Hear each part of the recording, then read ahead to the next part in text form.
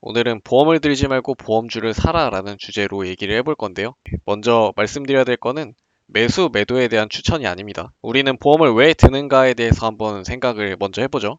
첫 번째는 주변에 권유가 있을 것 같아요. 저 같은 경우에도 학교 선배가 권유를 해서 들어본 적이 있고요. 보통은 지인을 혹은 친척을 통해서 들게 되죠. 그리고 두 번째로 내가 수입이 끊길 것에 대비를 해서 내가 뭐 중대한 질병에 걸렸거나 아니면은 아플 때 그리고 내가 은퇴를 했을 때 일종의 내 투자 상품으로서의 역할을 할 수 있지 않을까라는 생각도 있고, 그리고 종신보험을 드시는 분들이 자식들에게 뭔가를 남겨주기 위해서 드는 경우도 많이 있는 것 같아요. 그리고 뭐 투자 목적으로도 보험을 투자 상품이라고 생각하시는 분들도 꽤 계시겠죠. 중대한 질병에 걸렸을 때 내가 아프더라도 우리 가족들이 견딜 수 있게, 내가 세상을 떠났을 때도 보험이 우리 가족들을 지켜줄 것이다, 이런 마인드를 가지고 보험을 들게 됩니다. 한편으로는 보험 같은 경우에는 수익률이 굉장히 낮은 상품이라고 할 수 있어요. 사실 상품이라고 불러야 될지는 잘 모르겠지만 투자 상품은 아닌 것 같고요. 수익률 상위를 보더라도 연평균 수익률이 가장 높은 게 3%대, 낮은 것들은 사실 마이너스 수익률인 경우도 굉장히 많이 있습니다. 이럴 수밖에 없는 게 사업비를 굉장히 많이 지출을 하기 때문에 보험 같은 경우에는 수익률이 높은 상품일 수가 없는 거고요. 우리가 기억을 해야 되는 것은 보험이 투자 자산이 아니라는 사실입니다. 나이가 어리다면 더 공격적인 포트폴리오가 필요한데, 특히 20, 30대가 큰 금액을 보험에 넣는 것만큼 바보짓이 없거든요. 월 뭐 30만원, 50만원, 100만원까지도 보험에 넣는 게 의미가 없습니다. 저금리 시대에 드는 보험만큼 바보짓이 없다라고 저는 생각을 하고요. 웬만하면은 투자의 목적으로는 보험을 들지 않았으면 좋겠어요, 저는.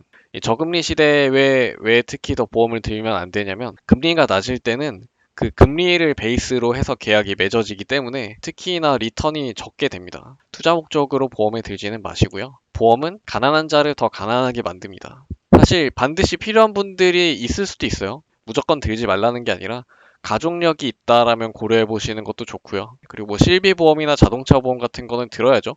보험이 유의미한 지점은 내가 잘못됐을 때 보험이 있어야만 내 가족을 지킬 수 있는 지점까지인 것 같아요. 내가 뭐 사고로 잘못되거나 급하게 아프게 되거나 하더라도 그때 내 자산이 장기적으로 봤을 때는 나의 자산이 나를 지킬 수 있게 만드는 것이 더 좋은 선택이지, 보험이 나를 지켜주리라고 생각하는 것은 좋은 선택이 아니라고 생각합니다. 장기적으로 봤을 때는 나의 자산이 나를 지킬 수 있게 만드는 게 더 좋은 선택이거든요. 그러면 보험 대신 보험사를 사는 건 어떠냐라고 생각을 해보면, 삼성생명이라는 회사를 한번 봅시다. 수많은 보험사가 있지만 지금 보면은 굉장히 오랜 기간 동안 하락세를 면치 못하고 있는 것 같아요. 그럴 수밖에 없는 게 금리가 낮아질수록 보험사는 고통을 받게 되거든요. 보험사가 왜 떨어졌는지를 살펴보면은 흔히 역마진이라고 이야기를 하죠. 이제 보험 같은 경우는 굉장히 장기 계약일 때가 많은데, 금리가 높은 시절에 우리 뭐 어머니, 아버지 세대의 금리는 굉장히 높았잖아요. 그 시절에 들어놓은 계약들이 금리가 굉장히 높은 조건이기 때문에 보험금으로 지출해야 되는 액수가 엄청나게 큰 거죠. 지금 기준 이자율이 1%도 안 되는, 기준금리가 1%도 안 되는 지금에 비교를 해보면은 너무 높은 금리로 지출을 하고 있다. 여기서 보면 악성 계약이라고 흔히 표현을 하는데, 보험사 입장에서는 금리가 하락하는 지금이 굉장히 고통스러운 시절이라고 할 수 있습니다. 아까 이제 2016년 전망이었는데도 불구하고 이때도 이렇게 얘기를 하고 있는데, 금리가 떨어진 지금은 얼마나 더 힘들겠어요. 그죠?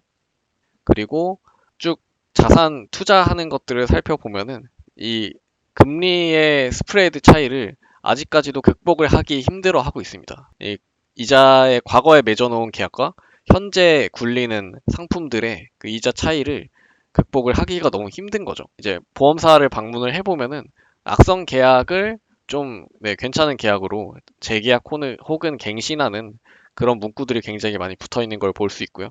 금리가 장기간 우하향을 해왔기 때문에 고금리 시대의 계약에 의해서 보험사는 역마진이 발생을 하고 있습니다. 네. 이 저금리 기간이 길어질수록 기존의 역마진으로 인해서 고통받는 기간이 길어진다라고 얘기를 드릴 수 있을 것 같고요. 그렇다면 저금리가 보험사에게 무조건 해로운가를 물어보면은 한편으로는 꼭 그렇지도 않아요. 왜냐면은 저금리 시대에 맺은 새로운 계약은 보험사에게는 기회가 되거든요. 금리 인상 전까지 저금리 시대에 맺는 계약들은 저금리를 기준으로 맺어지는 계약들이기 때문에 보험사에게는 굉장히 좋은 꿀 같은 계약이라고 할 수 있겠습니다. 버티기는 힘들지만 일단 살아남으면 보험사에게도 좋은 시절이 오는 거죠. 언젠가는 금리가 올라갈 테니까 그 금리가 올라가는 지점까지 버틸 수 있는 보험사는 굉장히 좋은 시절이 올 거고요. 근데 한편으로는 지금의 저금리가 어떤 것으로 인해서 촉발되었느냐라고 생각을 해보면 코로나로 인해서 사실 이 저금리 시대가 또 새롭게 열리게 된 거잖아요. 한편으로는 코로나로 인해서 접촉이 줄었다라는 게 보험사 입장에서는 굉장히 부담스러운 지점이고요. 보험 계약은 대부분 인적 네트워크를 통해서 이루어지기 때문이죠. 네. 뭐 지인이나 친척을 통해서 영업을 하게 되잖아요. 코로나로 인한 저금리 시대에는 신규 계약이 어렵다는 치명적인 문제가 있고요. 실제로 보험사의 연수원을 방문을 해보면은 개점 휴업 상태입니다. 네, 사람들이 아무도 지나다니지 않죠. 네, 평소에는 바글바글한 곳인데 과연 지금이 어떤 시즌인가를 살펴봤을 때 보험사 사장님들 혹은 임원분들께서 자사주를 사는 모습을 볼 수가 있어요. 물론 이분들이 월급 사장이기 때문에 이분들 입장에서는 큰 돈이겠지만 한편으로는 뭐 엄청 큰 금액까지는 아니긴 한데 뭐 2천주, 1000주 정도씩 사시는 걸 보면은 올해 초 기사인데요. 사시는 걸 보면은 지금이 뭐 주가가 그렇게 높은 편은 아닌 것 같다라고 생각할 수도 있을 것 같아요. 이렇게 보험에 대해서 간단하게 살펴봤는데, 네, 저라면 특히 20대, 30대라면 보험을 들기보다는 그 돈으로 보험주를 사는 게 낫지 않을까 그렇게 생각을 해봅니다.